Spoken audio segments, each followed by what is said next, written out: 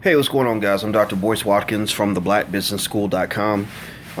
We just did the Las Vegas leg of the Black Economic Empowerment Tour. I think this is about the 15th city we've gone to in about 2 months. I'm getting a little tired, but I mean, I could do this forever, though. I love meeting black people who are thinking on a certain wavelength. So it's been a lot of fun. New York City is going to be next. We're going to head to New York very soon. I'm going to be on the Breakfast Club on the 8th. I just confirmed with Charlemagne, and I guess they'll put it out on the 9th. So me, I'll tell the truth like I always do. The truth sets you free. It's easy to get through life if you're telling the truth because then you don't have to keep up with a bunch of stupid lies and all this other stuff. And I was thinking today about something that I have a truth on this that I want to share. And I was thinking about the death of Muhammad Ali. Now, as you know, Muhammad Ali was my greatest role model of all time. He was almost like an adopted father for me. Louis Farrakhan as well. These were men that, and Dr. Claude Anderson. These were three men I looked at as real men, as strong men. Malcolm X, same thing. Men who are not afraid to do what black men are supposed to do.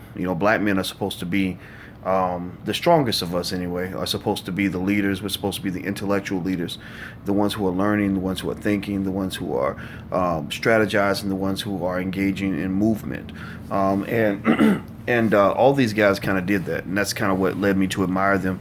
And so with Ali, I've always felt like I just made him into a relative. And one thing I could say is that one of the things I dislike about the way Ali's legacy has been kind of managed over time is I feel like he's become too mainstream.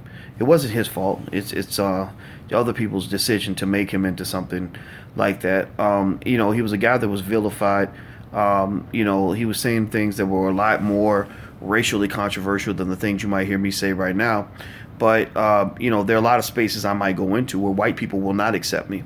So those very same white people who might accept Muhammad Ali, as an old man, because he says certain things in the 60s, are the same white people who would disavow you or I for saying those very same things in a workspace environment. For example, if you go into a workplace and you see that they've only hired 2 black managers out of 70, and you say something, just like Ali would say something about that, you're considered to be some sort of radical loudmouth Negro. You're going to get fired from that job. But that same white person might really think that they admire Muhammad Ali. They'll talk, they'll say good things about him because they're detached from Ali's time and place. In their mind, they're like, yeah, Ali had a reason to complain, but y'all niggas don't have a reason to complain about anything because things are better now, right? And the fact is, when people say things are better now, the question we have to ask is, are they really? Are they really better now? I mean, is it really to the point where if Muhammad Ali was still the active, engaged human being that he is, would he be somebody who just sort of casually settled into the mainstream and said, back in the day we couldn't go to the same stores and now things are better? Or would he be like Harry Belafonte, who speaks very openly, very candidly about racism in America and about how things haven't really changed that as much as we think? I just think about that because I see all these white folks getting on TV talking about how much they love Muhammad Ali. Mainstream Negroes talking about how much they love Muhammad Ali. All these people talking about how much they love Muhammad Ali, when these very same people support the very same oppressive systems that Ali fought against. They're the same ones who call you a nigger every day of the week by the way they neglect your community, by the way they treat you, by the way the Democrats just crap all over you.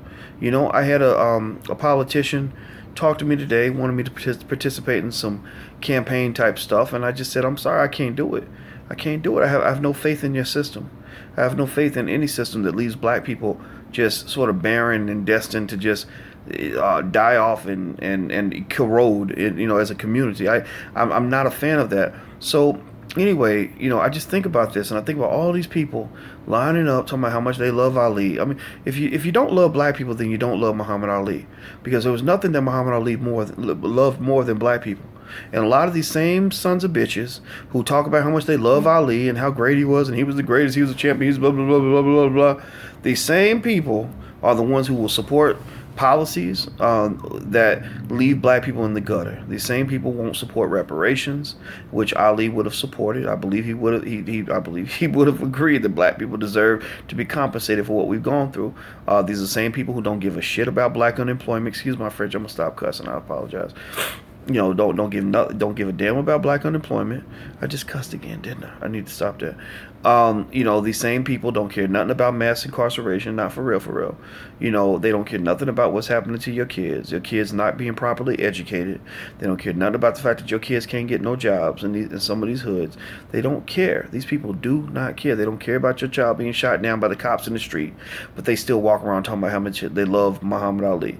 Well, if you don't love the children of Ali and the grandchildren of Ali, which is what we are, the black people today are the children and grandchildren of Muhammad Ali. So if you don't love the children and grandchildren of some public figure, then you don't love that public figure.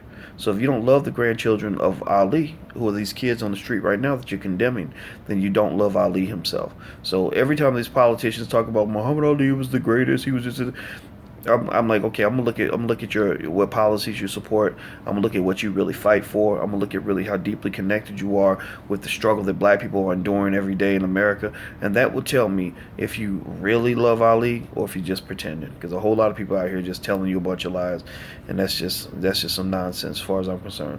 Well, excuse me, guys, I'm about to go to bed. I'm really really tired. If you want to know more about the tour, you can buy tickets in New York. You can go visit the DrBoyceWatkinsTour.com. That's the DrBoyceWatkinsTour.com.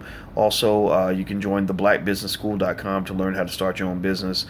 We have a whole lot of really cool stuff over there, so go check that out too. So take care. Talk to you soon. Love you. Peace.